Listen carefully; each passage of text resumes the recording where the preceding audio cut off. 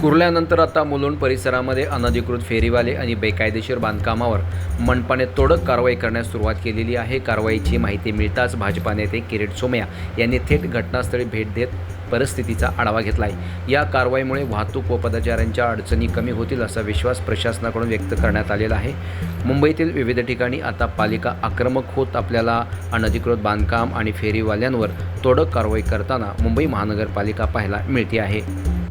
मुंबईत बांगलादेशी मुस्लिम फेरीवाला मुक्त मुंबई अभियान आम्ही सुरू केलं आहे। आज मुलुंडमध्ये भाजपचे सगळे नगरसेवक, मनोज कोटक, विहीर कोटेचा, पोलीस महापालिकेचे सगळे अधिकारी, आम्ही स्टेशन पासून 100 मीटर एकही फेरीवाला नको, मुंब्रा बांगलादेशी माफिया नको।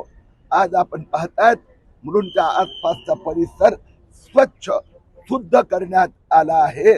मुलुंड, भांडूप, कांजूर, विक्रोली, घाटकोपर, विद्याविहार पुढच्या 15 दिवसात हे सगळा एरिया बांगलादेशी मुस्लिम फेरीवाला मुक्त मुंबई झालं असेल। यासारख्या अन्य बातम्या बघण्यासाठी तुम्ही आमच्या चॅनलला लाईक करा, शेअर करा, सबस्क्राईब करा। धन्यवाद।